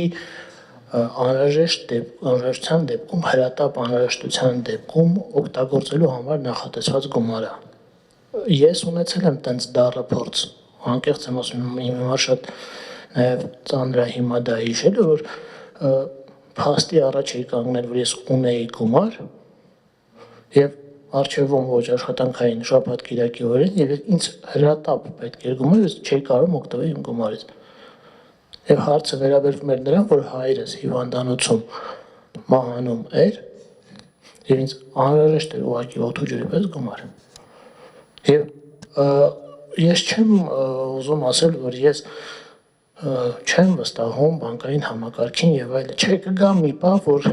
իմ մոտ էլ հնարավոր է որ հաղթահարվի այս process-ը։ Կլինի, սա էլ կլինի։ Ուղղակի ժամանակի խնդիր է։ ուղղակի այն կանխիկ գումարը, որ հավաքվել է, դա իմ ու իմ ընտանիքի մաքուր քրտինքով հավաքված գումարն է եւ դրա տնօրինումը կարծում եմ երևի ավելի շատ մեր անձնական հարցն է, էլի։ Մենք այդպես ենք նախընտրել, կներեք, եթե չեմ ասում, չեմ ուզում որևէ կասկածի տակ դնել որևէ բանկի կամ որևէ մեկի գործունեությունը, էլի։ Ուղղակի զուտ ընդունենք, որ սա մեր մոտեցումն է։ Նորմալ է, այս բան խոսքը այդ գումարի ծագումնաբանության մասին չի, ինչքան այդ գումարը պահելու դուք նշեցիք առողջապահական շտաբ ծախսերի ռիսկը, ես հույսով եմ ձեր հայրը ապաքինվել է եւ առողջություն իրեն, բայց թող հոգին լուսավոր լինիր, ես իմ ասածը նայել, որ նույն առողջապահական ծախսերի տեսանկյունից, եթե շտաբ ծախսեր անհրաժեշտ լինեն, գիտեք, որ հիմա հիվանդանոցներում առհասարակ հիմա 300,000 դրամից ավել ծախս կանխիկ չեք էլ կարող անել, եւ կարող է հակառակ խնդիր առաջանա, թե չէ։ Դեպքում իմ գնահատմամբ ավելի ապահով է, երբ որ գումարը կոնկրետ քո ձեռքն է։ Երբ որ գումարը քո ձեռքն է ուզենաս 10, ինչ որ մեկին հաստատ կվերցնեն Պահոնյանցյան, կարենաս 10, ձևը կգտնվի էլի։ Լավ, հիմա ձեր բարևարկության հարցաթերթիկում դուք նշել եք, ես ասացի 23 թվականին մոտ 5 միլիոն տարեվերջին կանխիկ ունեիք, բայց բարևարկության հարցաթերթիկում արդեն 11 միլիոն եք նշել, որից 3 միլիոնը գոյացել է Կոտայքում հողի վաճառքից, այսինքն եւս 3 միլիոնով էլի ավելացել է ձեր կանխիկ գումարը խնայողության հաշվին, թե ոնց։ Այո, ընդհանրապես այդ Գումարը հողակտորի վաճառքի գումարը ավելացել է։ Չէ, բացի։ Տեսեք, 5 միլիոն էր, 5 միլիոն էր։ 3 միլիոն ավելացել է հողի վաճառքից եւս 5 միլիոն է եղել 20 4-ին 8 ճիշտ հասկացա։ 11։ Բարևարկության հարցաթերթիկով 11։ Որից 3-ը դա հողակտորի վաճառքի գումարն է։ Հասկանալի է։ Լավ, դուք անցյալ տարի վարչական իրավախախտման եք վարչական պատասխանատվության եք ենթարկվել հանդիպակաց երթևեկության համար։ Հանդիպակաց երթևեկությունը թերևս ենթադրում եմ պատահաբար կատարվող խախտումներից չի։ Կասեք, թե ոնց է եղել, ինչպես է։ Պատահաբար է հիմա մեկնաբանեմ ձեր համար էլ բարձ կլինի։ Դեպքը տեղի է ունեցել Երևան քաղաքի էստոնական Հալաբյան խաչմերուկում։ Վստահ եմ նաև նայել եք։ Արդեն հասկացա։ Այն նեղ հատվածն է, էլի տեսել եք, էլի որ։ Չկա, ես առհասարակ միշտ քննադատական այդ մոտեցումը ունեմ իմ անձի հանդեպ, այո, եւ այդ դեպքում նույնպես որոշակիորեն մեղադրել եմ ինձ, որ ուշադիր չեմ եղել, բայց ինքը իրականում շատ անհարմար տեղ է։ Լավ, հա չէ, տեղը որ ասցիք ես արդեն բարձր։ Լավ, բայց դուք ավտոմեքենա չունեք եւ չեք ունեցել, եթե ես ճիշտ եմ հասկանում։ Ինձ կասեք, օրինակ այսօր ինչով եք եկել գործի կամ հարցազրույցի այստեղ։ Հարցազրույցի այսօր ինձ իմ ընկերներն են իրենց մեքենայով բերել, ես առհասարակ այսօր ավտոմեքենան, այո, որ ես շահագործում եմ, հիմա կանգնած է իմ աշխատանքի վայրում, ես առավոտյան գնացել եմ իմ աշխատանքի վայր, ընդորում ասեմ հասցրել եմ անգամ քննչական գործողություն կատարել եւ խնդրել եմ իմ ընկերները ինձ այսօր ուղեկցել են այստեղ։ Չեմ ցանկացել մեքենայով այստեղ գալ, որովհետեւ կայանման խնդիրը այո այսօր լուրջ է կենտրոնում։ Աննան դուք ասացիք, որ ավտոմեքենա եք շահագործում, բայց ես ձեր բարևարկության հարցաթերթիկում չեմ հիշում, որ դրա մասին հիշատակում եք։ Բարևարկության հարցաթերթիկում էլ լրացրած է եւ եթե իմ հայտարարագրերին էլ ծանոթ եք, ես հայտարարագրում նշել եմ, որ օգտագործում եմ կնոջս հորը պատկանող Nissan Pathfinder Magnesia ավտոմեքենան եւ այդ խախտումն էլ այդ մեքենայով է արձանագրվել։ Հա, լավ շնորհակալություն։ Հարց ունեք։ Հա, հաջորդ հարցս վերաբերվում է Ձեր կնոջը, ձեր կինը վարձատրություն է ստացել քրեակատարողական բժշկության կենտրոն ՊՕԱԿ-ից։ Կմանրամասնեք ինքը այդտեղ աշխատում է, թե ծառայություն է մատուցել, թե ինչի դիմաց է վարձատրվել, էլի։ Նա աշխատել է պաշտոնը չհարցնեք ամոթար մի շատ երկար է հիմա չեմ էլ հիշի, բայց անցյալ տարվա դեկտեմբերից այլևս չի աշխատում այնտեղ։ Մի կարճ ժամանակ է իրականում աշխատել, որովհետև մեր երրորդ բալիկի ծնվելու հանգամանքով պայմանավորված արդեն ստիպված էր զբաղվել երեխայի խնամքով, իսկ դեկտեմբեր ամսին առհասարակ դուրս եկավ աշխատանքից, դա պայմանավորված էր նաև նրանով, որ ստացել է փաստաբանական գործունեության արտոնագիր, կինս նաև քաղաքացիական իրավունքի մասնագետ է, քաղաքացիաիրավական մասնագիտացման փաստաբանի արտոնագիր է ստացել եւ ներկայումս այդ աշխատանքի փնտրտուքի մեջ է։ Լավ, հաջորդ հարցս վերաբերվում է էլի քրեակատարողականը, գիտեք, ձեր ընտանիքի շատ անդամներ քրեակատարողական ծառայությունում են աշխատում, ձեր մայրը, ձեր քույրը, մի ժամանակահատված ձեր կինը, եւ այս առումով երկու հարց է առաջանում, միանգամից երկուսն էլ տամ, մեկը էտենա, որ կողքից նայողի մոտ կարա օբյեկտիվ տպավորություն ստեղծվի, որ ձեր կնոջ եւ ձեր քրոջ քրեակատարողական հիմնարկում գործի տեղավորվելը կարող է պայմանավորված լինել ձեր մոր այդտեղ աշխատելով, հա, կոպիտ ասած դասավորելա, ոչ թե պնդում եմ, որ դասավորելա, ասում եմ կարող է այդպես տպավորություն ստեղծել եւ այդ մասով արդյոք ինչ որ ասելիքներ ունեք եւ մյուսը դա կամ լավ եկեք այս մեկը պատասխանեք, հետո մյուս մի քիչ ուրիշ է, էլի։ Շնորհակալություն, պարոն Յանիսյան, քրեակատարողական բժշկության կենտրոն ՊՕԱԿ-ը իրականում քրեակատարողական ծառայության հետ կապ չունի։ Դա առանձին կառույց է Արդարադատության նախարարության կազմում, ինքը կապ չունի քրեակատարողական ծառայության հետ։ Իսկ այն հանգամանքը, որ մայրս եւ քույրս աշխատում են նույն կառույցում, իմ համար առհասարակ եղել է բացառապես հպարտանալու առարկա, որ ես իմ ընտանիքը ոչ թե մի տարի, երկու տարի, արդեն կարելի ասել տասնյակ տարիներ պետական ծառայության մեջ ենք ներգրաված եւ ծառայում ենք մեր պետությանը, մեր երկրին։ Եվ ես վստահեցնում եմ, որ թե իմ քրոջ, թե իմ կնոջ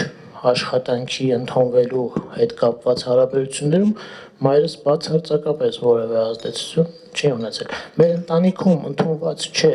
որ անձին ճանաչեն ուրիշ մարդով։ Մեր ընտանիքում ընդունված է, որ անձին ճանաչեն կոնկրետ իրանով։ Ես Հարեյան Քրարիկի տղան եմ, քրեակատարողական ծառայության ընդհանուր բաժնի պետի։ Այո, բայց ինձ ճանաչում են որպես Մայլան Արտաշես, որովհետև դա իմ ծնողների սկզբունքն է եղել։ Դաստիարակել մարդ, որը պետք է ինքնուրույն կայանա հասարակության մեջ, ինքնուրույն ընտրի իր ճանապարհը եւ ինքնուրույն պատասխան տա իր ընտրության համար։ Շնորհակալություն։ Շնորհակալ եմ։ Հաջորդ հարցս էլի այս թեմայի շուրջ, բայց հետեւյալն է, տեսեք, ձեր քույրն ու մայրը աշխատում են քրեակատարողական ծառայությունում, եւ եթե դուք դառնաք հակակոռուպցիոն կոմիտեի նախագահ եւ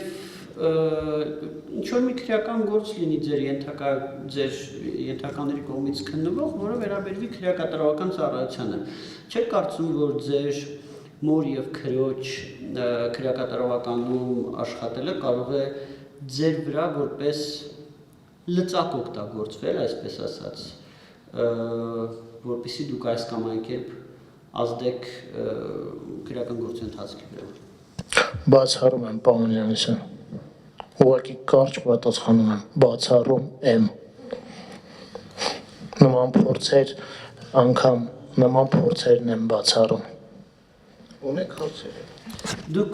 այս կոնտեքստում օրինակ եղել է որ քննեք երկար տարիների քննիչ եք եւ աշխատել եք վերաբերելի մարմիններում, աշխատում եք նաեւ վերաբերելի մարմիններում, որ քննեք քրեակատարողական ծառայության վերաբերյալ քրեակատարողական ծառայություն ծառայողների կողմից կատարված հանցագործությունների Այո, եւ ոչ մեկը։ Այո, քննել եմ, բայց շտապ եմ կանխել ձեր հաջորդ հարցը։ Երբեք որևէ մեկը, որևէ պարագայում, որևէ հանգամանքով չի կարեցել, չի կարող եւ հետագայում էլ չի կարողանալու ազդել Մարիլան Արտաշեսի կատարած քննության, դրա ընթացքի, դրա որակի վրա։ Սա իմ համար կյանքի սկզբունք է, պարոն Յանիսյան։ Որպես մարդ, որը իր 38 տարվա կյանքից 21-ը նվիրել է պետական ծառայությանը, ասում եմ, սա իմ համար ուղղակի սկզբունք է, անբեկանելի սկզբունք։ Շնորհակալություն։ Իսկ շնորհակալ։ Տեսեք, ձեր նկատմամբ 2023 թվականին կայացվել է քրեական հետապնդումը մերժելու մասին որոշում։ Բայց դրա մասին ձեր բարեվարկության հարցաթերթիկում չկար, չէ՞, տեղեկությունը։ Ոչ, ասեմ տեսի ավելի Ես ինքս բարեվարկության հարցաթերթիկից եմ տեղեկացել, որ ին վերաբերել այդ որոշումը կայացրել է։ Կզարմանաք, բայց դա այդպես է։ Այո, ինձ հրավիրել են ազգային անվտանգության ծառայություն, այո, իմ հիշելով դա ինչ որ մեծ գործի մի դրվագ էր, որտեղ այո անհրաժեշտություն կար հարցաքննել եւ անգամ առերեսում էլ ա եղել։ Բայց որոշում առ այսօր ես չեմ ստացել, ընդ որում համապատասխան նամակ ուղարկել եմ, որպեսզի ինձ այո տրամադրվի այդ որոշումը։ Բայց անկախ ամեն ինչից կուզենամ նաև մի շատ կարևոր հանգամանք նշել այս իմաստով, էլի, իմ համար անհասկանալի է այս գործի հիշատակումը առհասարակ իմ բարեվարկության հարցաթերթիկի մեջ մի տեսակ ինչ որ բացասական ֆոն ստեղծելու միտում եմ տեսնում։ Ճիշտն ասած, Սա իմ ինչ որ զգացողությունն է, բայց այս որոշումով հերթական անգամ կարելի է ասել երևի տենց հաստատվել է որևէ անձի անմեղություն, որպեսզի կարվում է ասենք բազմաթիվ դեպքերում, այդ թվում է հիմա այս մի որոշումով նաև իմ մասին, ընդ որում կա նաև հստակ ձևակերպումը, կոնկրետ, ինչպես հասկացա, իմ դեմ այս առերեսման համասնակցած EG-ի ցուցմունքը, որտեղ հստակ նշված է, որ քննիչ Մարիլյանը հարցաքննության արձանագրությունում ցիտեմ չկա մի հանգամանք, որ սխալ ձևակերպված լինի, պարզապես որոշ հանգամանքներ հայտնել է միայն իր դատարանում հարցաքննության ժամանակ։ Այսինքն անձը արդեն իսկ ինքը իր ազատ կամ արտահայտությամբ հայտնել է, որ Մարիլյանի հետ որևէ խնդիր չունի։ Մարիլյանը որևէ ապօրինի արարք չի կատարել եւ առհասարակ ասեմ չէր կարա լիներ։ Ինչու, որովհետեւ այդ հարցաքննությունը փաստաբանի մասնակցությամբ էր կատարված։ Եթե նայեք հարցաքննության արձանագրության թերթերը, բառացի ամեն թերթի տակ գրել եմ, ասել եմ, որ կարդա գրի, կարդացի ճիշտ է։ Այդտենց գրառումներ կա։ Ուղղակի ես չեմ ճիշտն ասած ոչ հետաքրքրվել եմ, անկեղծ եմ ասում։ Ոչ էլ ակնկալել եմ, որ այդ մասով պետք է որոշում կայացվի։ Որտեղ չեմ գտել, որ դա ինչ որ խնդիր էր, որի վերաբերյալ պետք է կայացվի։ Ամեն դեպքում, եթե կայացվեր, ակնկալել եմ, որ որպես կողմ, որին դա հասու է, կամ որին դա պետք է ուղարկվի, կուղարկենք ստանայի։ Անկեղծ եմ ասում, ես այդ գործի մասին չեմ հիշում։ Դրա այդ է պատճառը, որ հարցաթերթիկում դրա մասին ոչինչ չեմ դրացրել։ Շնորհակալություն։ Մի բան նշեմ, քանի որ լրատվամիջոցներ ներկա են հասարակությունում,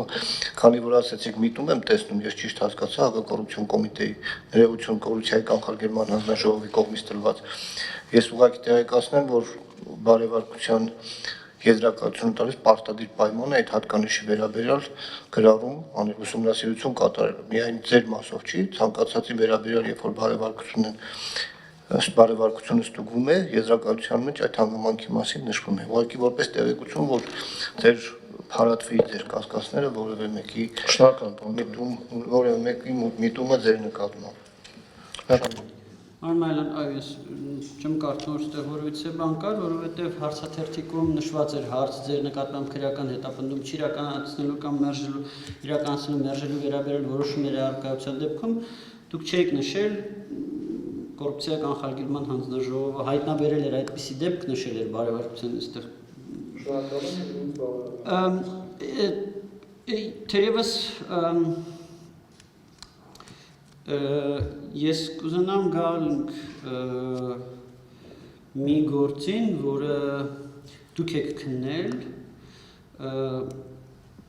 խոսքը մասնավորապես խոշտանգման գործի մասին է, 2020 թվականի մարտի վերջին Ստեփանավանում տեղի ունեցած ներողություն Մալացիայի բաժնում, ներողություն, ուրիշ գործի հետ 20 թվականի Մալացիայի բաժնում տեղի ունեցած գործի մասով է, որտեղ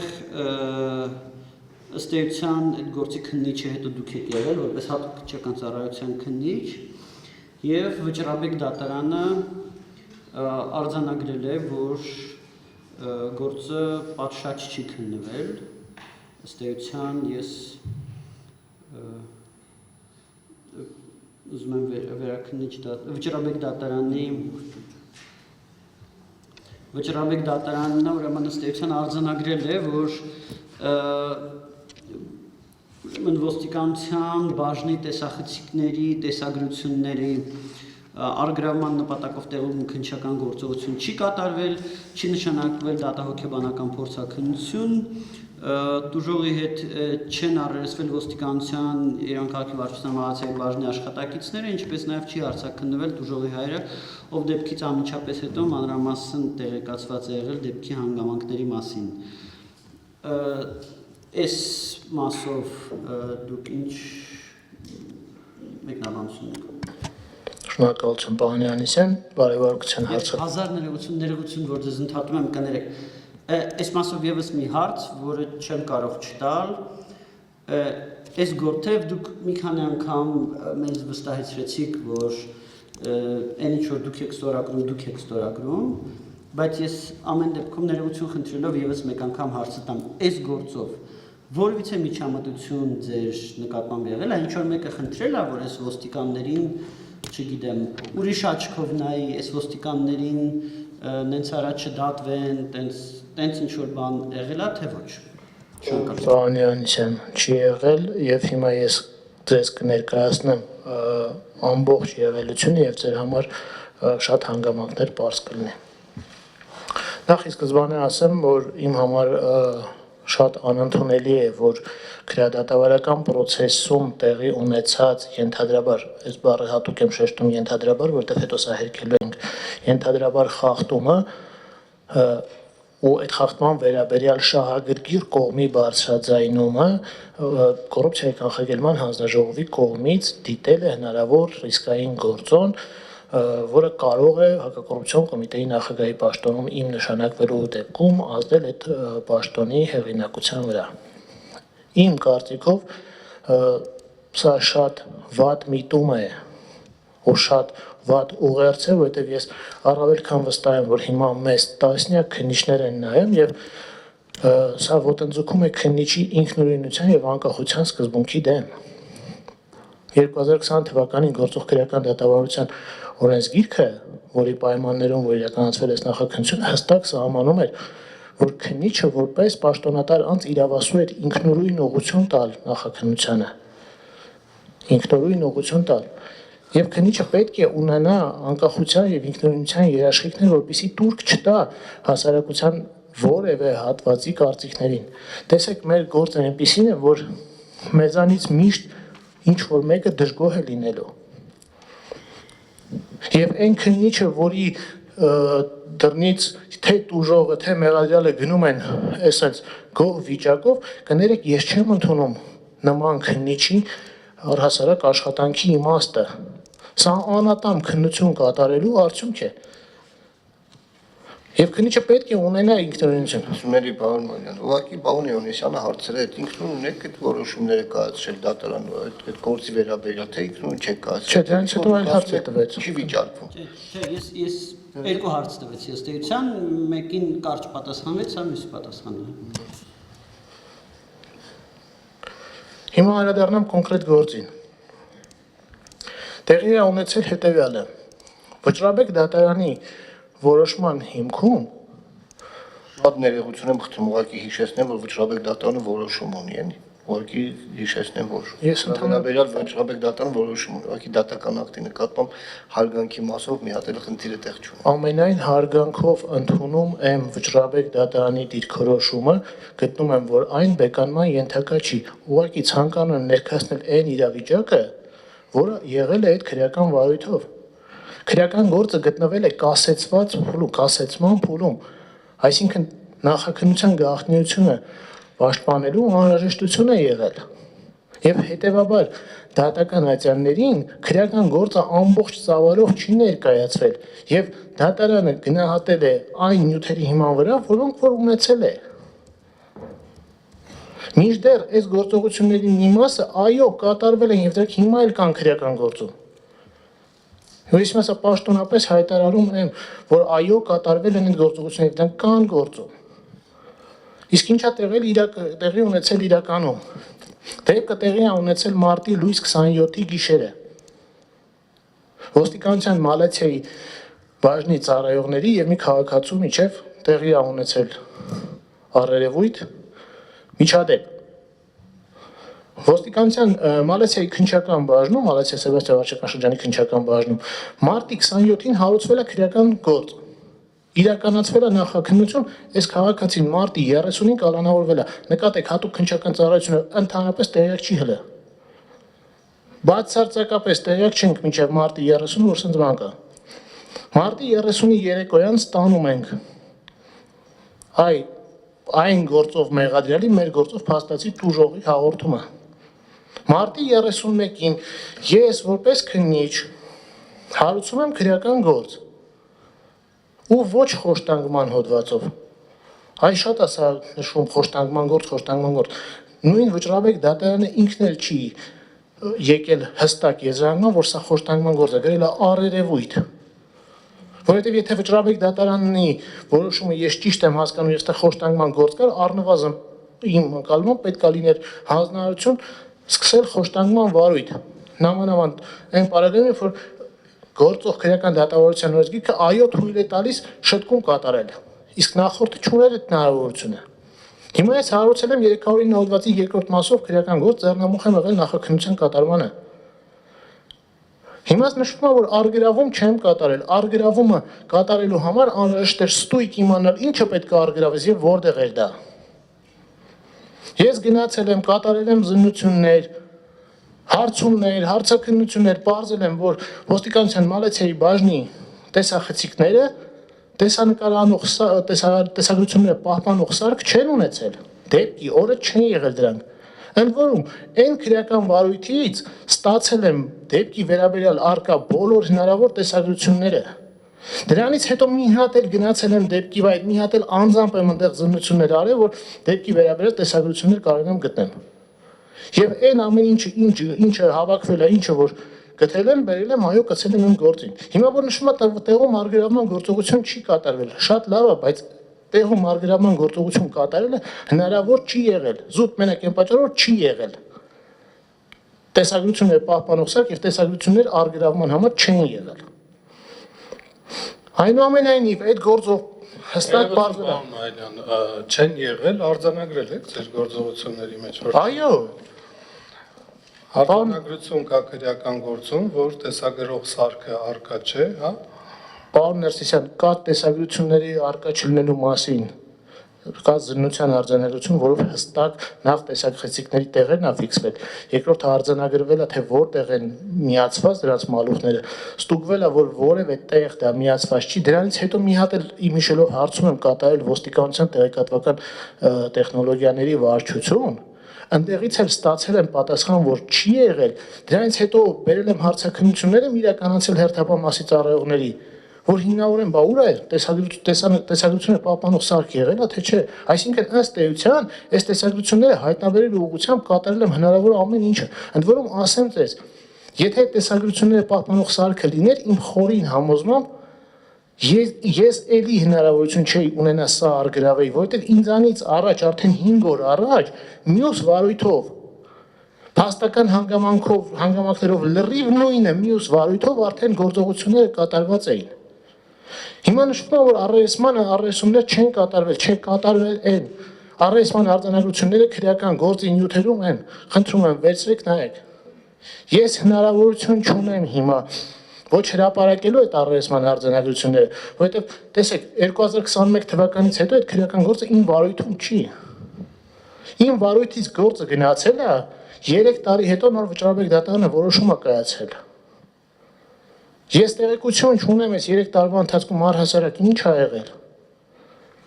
Եվ անցել է արդեն 4 տարի, ես հնարավորություն չունեմ այդ վարույթից բան ներկայացնել, բայց հիմա ամենայն պատասխանատվությամբ հայտարարում այդ գործողությունները վարույթի նյութերում են։ Խնդրեմ վերցրեք նայեք։ Իսկ ինչ է իրականում դրանից հետո տեղի ունեցել։ Դժողի ներկայացուցիչը ստանալով իմ քրեական վարույթը կասեցնելու մասին որոշումը, դրա դեմ բողոք է ներկայացրել հսկող դատախազին։ Ընդ որում նկատեք, եզրակացության մեջ բարևարկության այդ դատախազի որոշման մասին ոչ մի նշում չկա։ Դատախազը այս նույն գործողությունների մասին ընդ որում, այս նույն գործողությունները հատ-հատ գնահատել է եւ ամեն գործողությունը գրել է, որ սրա կատարման անհրաժեշտությունը չկա։ Ինձ ուղարկել է բողոքը մերժելու մասին որոշումը եւ կողմի բողոքը։ Այնուամենայնիվ ես ինքս էլ այն կարծիքին եմ, որ այս գործողությունները, որոնք որ հիմա նշված են, դրանց մի մասը կատարված էր, իսկ օրինակ նույն հոգեբանական փորձակնություն նշանակելու անհրաժեշտությունը չկար, իրականում չկար։ Բարմալյան ներողությունների մենք վճռաբեկ դատարանի որոշում ունենք, ուղիղ նշված է, տեղի ունեցել սխալ եւ այլն նկարագրվել է։ Հիմա որ այդքանը նորից մենք ոչ լրագրողներին է հետաքրքիր մասնագետներն են առաջին վճռաբեկ դատարանի որոշումն են։ Պարոն Հովհաննիսյանի հարցն է ոնց որ թե պատասխան եղողորդ է։ Դե հարցս մեծապատ, բայց մի քիչ Այսինքն գործը պատմելու անհրաժեշտություն ինձ համար զարմանալի բան էր, որովհետև հիմա վճռաբեկ դատարանը արձանագրել է, որ առերես հարցաքննություններ չեն արվել եւ որ դուք բավարարվել եք առերես հարցաքննության չենթարկվելու վերաբերյալ ոստիկանության մահացիայի բաժնի ծառայողների դիմումներով։ Դուք հիմա 180 աստիճանով հակառակն եք ասում։ Մի քիչ ես գոնե որպես ոչ իրավաբան տարօրինակ վիճակում եմ այս բանին հայտնում, որովհետև ես չգիտեմ ոնց կարա տենց իրավիճակ լինի։ Բացատրեմ։ Ընդհանրապես թույլ տվեք բացատրեմ եւ վերջ։ Եվ ձեր համար ամեն ինչ բարձ կլինի։ Առերեսումները կատարվել են, ընդ որում առերեսումները կատարվել են տուժողի համար արտոնյալ պայմաններով։ Տուժողին հնարավորություն է տրվել այն մյուս վարույթով, մալացիայի վարույթով, որպես մեղադրյալ մասնակցել առերեսումներին։ Այսինքն իրան հնարավորություն է տրվել ոչ մի հարցի չպատասխանել, բայց իր դեմ առերեսվողին հարց տալ։ Ընդ որում նախորդ քրեական օրենսգրքի ու նախորդ քրեական դատավարության օրենսգրքի գործողության պայմաններում այդ տուժողը կարար այն գործով անգամ ինչ որ չափով ստերել։ Եվ այդ արձանագրությունները հիմա պաշտոնապես հայտարարում եմ քրեական վարույթի նյութերում են։ Իսկ ինչի ես իմ գործով չեմ կատարել այս նույնը, ստեղ էլ կա այլ անձի իրավունքի խնդիր, որովհետև այս ոստիկանության ծառայողները պետք է ունենային դատավարական կարգավիճակ, կասկածյալի դատավարական կարգավիճակ, եւ ընդ որում ես հիմա պետք է նաեւ նրանց իրավունքը ապահովեի, որովհետեւ եթե ես չապահովեի նրանց այս իրավունքը, այս մարդիկ վաղը մյուսօրը վիճարկելու էին իմ արձանագրությունը, իմ առերեսման արձանագրությունը, իսկ առերեսումը կատարելու անհրաժեշտությունը արդեն իսկ վերացել էր, ինչի, որովհետեւ ես այն առերեսման արձանագրությունը ստացել եմ, նայել եմ, որ նույն հարցերը, նույն հանգամանքները, որ ես պետք է պարզաբանեմ, արդեն կա այդտեղ։ Ընդ որում առերեսումը արդյունք չի տալիս։ Ես գնացել եմ այս գործով լրիվ այլ ճանապարհով, լրիվ այլ մեթոդիկայի։ Եթե ես հետևեի այն գոյություն ունեցող մեթոդիկային, ես պետք է բերեի հնարավոր բոլոր անձանց շրջանակը բարձել էի, հարցաքննեի, մի հատ էլ ես բերեի առերեսումներ անեի, ասեի դե վերջ, ապացույցների անբավարարությունը եւ վերջ։ Բայց քննիչ Մայլյանը գնացել է մի փոքր ավելի առաջ։ Ինչ եմ արել ես։ Ես չեմ կարճել վարույթը, ես կասեցրել եմ վարույթը հստակ հասկանալով, որ մալացիայի բաժնի գործը քննությունը ավարտելուց հետո ունի դատական հեռանկար։ Ինչ էր սա տալու դատարանում բաց դատաքննության ընթացքում այս երկու կողմերը զենքերի հավասարության պայմաններում սկսելու էին կռիվ տալ եւ այդ process-ում կար մեծ հավանականություն որ կարար առաջանալ ապացույց կարողանայի ձեռք բերել ապացույց որը կօգտագործեի իմ այս գործով եւ ես գնացել եմ Տուժողի խախտված իրավունքը թեկուզ մի փոքր ավելի ուշ, բայց վերականգնելու ճանապարհով։ Պարոն Մայլյան, ներողություն, եկեք այս մասը ավարտենք։ Ընդհանրապես հարցը հետևյալն էր, վճռաբեկ դատարանի որոշմանը համաձայն եք, թե ոչ, կարճ պատկերացրեցիք, որ համաձայն չեք։ Անցնենք առաջ, եթե դեմ չեք, բանի անցա։ Մի բան էլ ավելացնեմ, ես չունեմ որևէ հնարավորություն համաձայն չլինելու վճռաբեկ դատարանի որոշման։ Դա բարձրագույն դատականացիանի որոշումը։ Բայց առնվազն այն մասով, որ այս որոշումը իմ համար կարա առաջացնի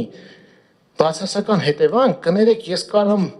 սրա մասին իմ կարծիքը հայտնեմ, ես ընդհանրապես հայտնում եմ ձեզ իմ կարծիքը, որում ներկայացնում եմ եղելությունը։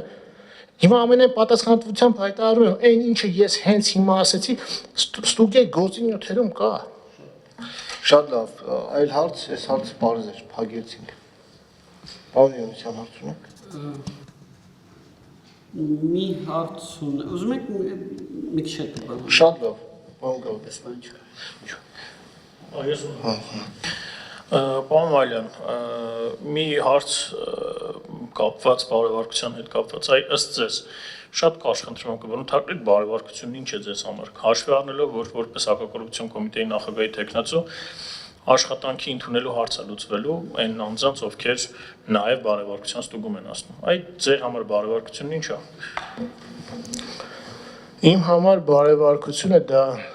անձի խորը ուսումնասիրությունն է բոլոր կողմերով։ Եվ որ հասարակության մեջ կներեք, ըստ ձեզ ով դեպքում անձը բարեվարկ, ինձ ավելի շատ process-ը հետաքրքիր չի։ Ըստ ինձ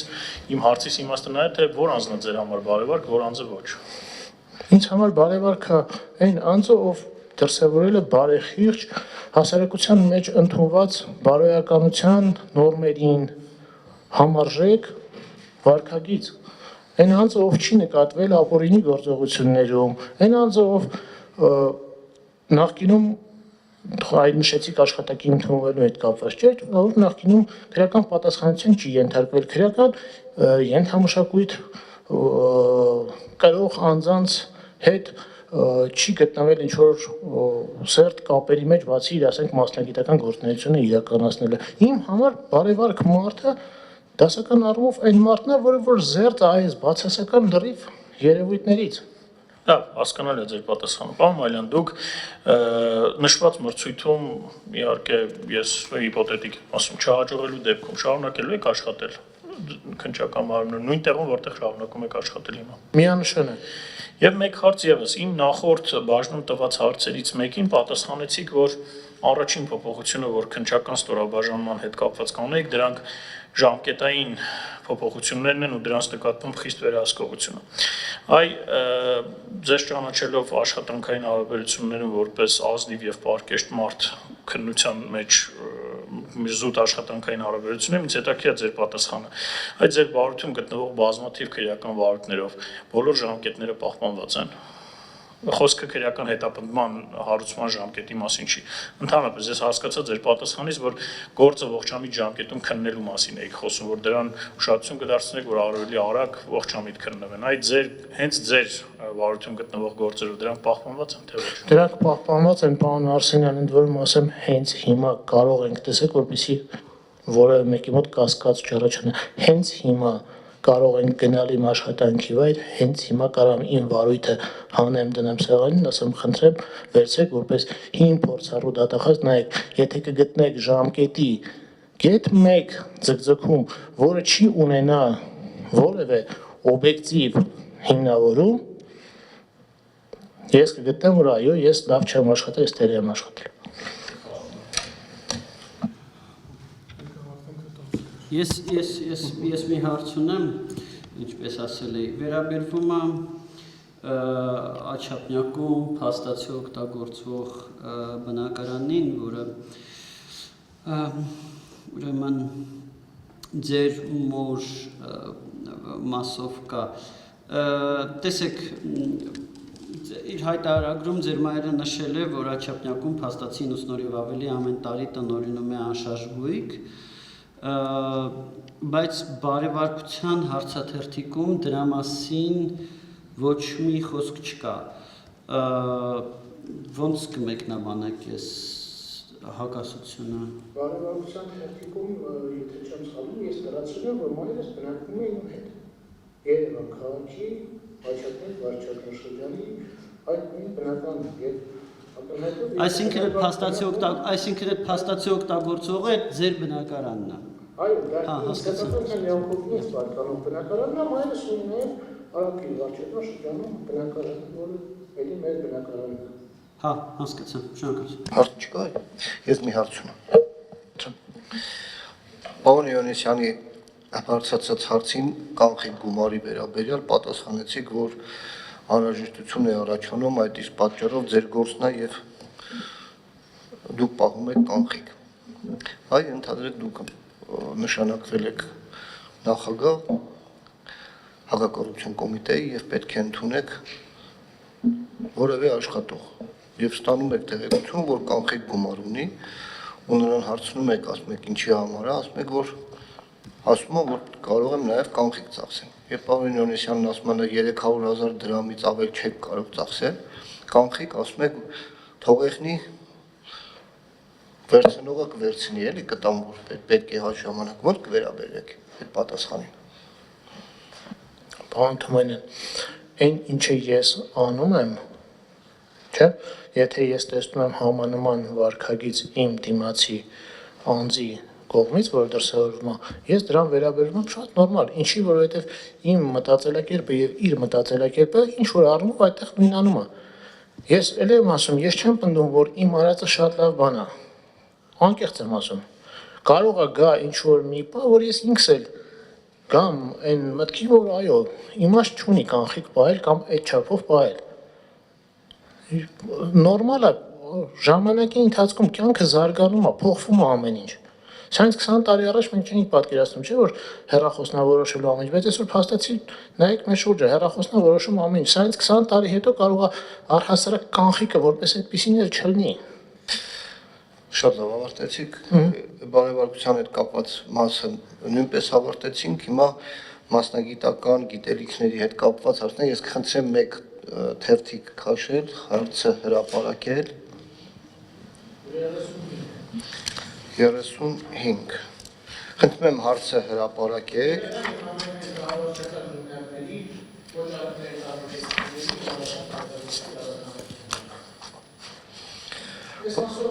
Ներողություն, բոլորը լսեցին, շատ լավ։ Տնեմ տեղը։ Չէ, վարություն։ Խնդրում եմ նորից հրապարակեք էլի։ Հարց համար 35 պետական եւ համայնքային կառավարչական հիմնարկների ոչ առևտրային կազմակերպությունների իրավական կարգավիճակի առանձնահատկությունները։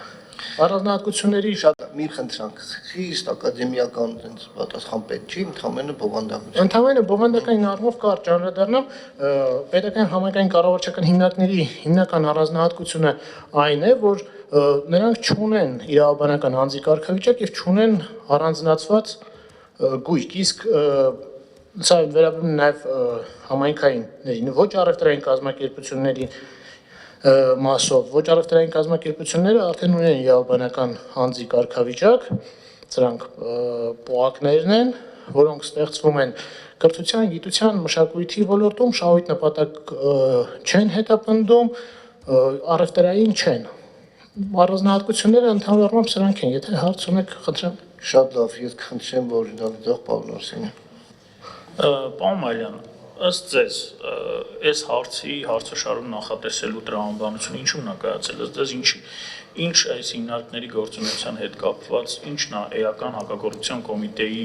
գործունեության հետ, որ այս հարցը ներառվել է, որպեսզի նախագահան տիրապետի այս հարցի վերաբերյալ որոշակի տեղեկություններ։ Ըստ էության, շնորհակալություն հարցին, ըստ էության այս պետական համայնքային կառավարչական հիմնարկների եւ ոչ առևտրային իրավական եւ ոչ առևտրային կազմակերպությունների աշխատակիցները սրանք նաեւ մեր տիրույթում քննվող հանցագործությունների սուբյեկտներն են։ Այսինքն մենք նաեւ իրանց կողմից ենթադրյալ կոռուպցիոն հանցագործությունների մասով այն քննություն անում եւ իմ կարծիքով նպատակը հարցաշարում ներառելը պայմանավորված է այս հանգամանքով։ Ամալյան, դուք ծանոթ եք օրինակ պետական կառավարչական հիմնարկի գործունեությունը ինչով է կարգավորվում։ Եթե չեմ սխալվում, պետական հիմնարկի պետական համակարգային կառավարչական հիմնարկները դրանք աշխատակազմերն են, պարոն Արսենյան, եւ դրանք իմ հիշելով կարգավորվում էին այդ կազմակերպությունների կանոնադրություններով։ Ես այլ հարց չունեմ, պարոն։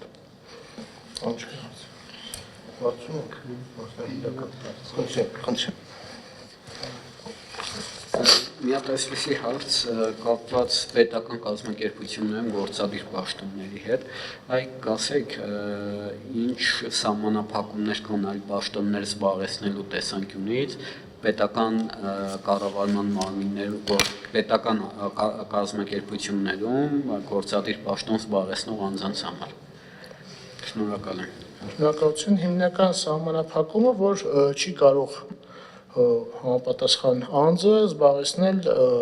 զուգահեռաբար այլ պաշտոն կամ կատարել վճարովի այլ աշխատանք, բացի գիտական, կրթական, մանկավարժական աշխատանքը։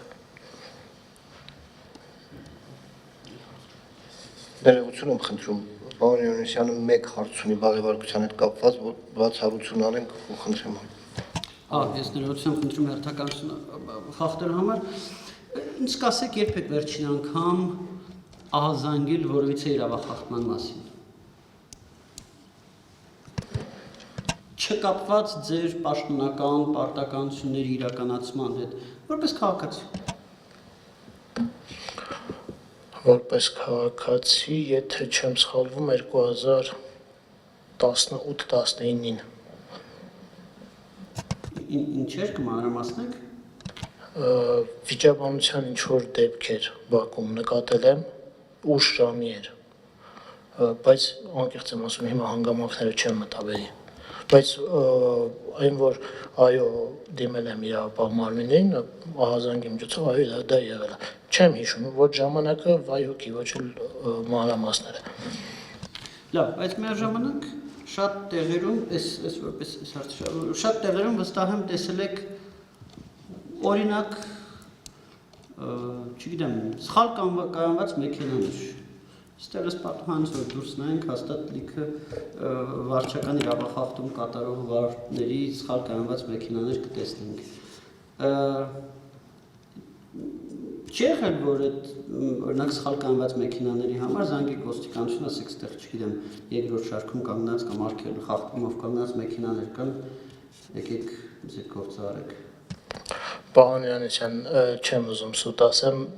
չէ, ու եթե անկեղծ լինեմ, իմ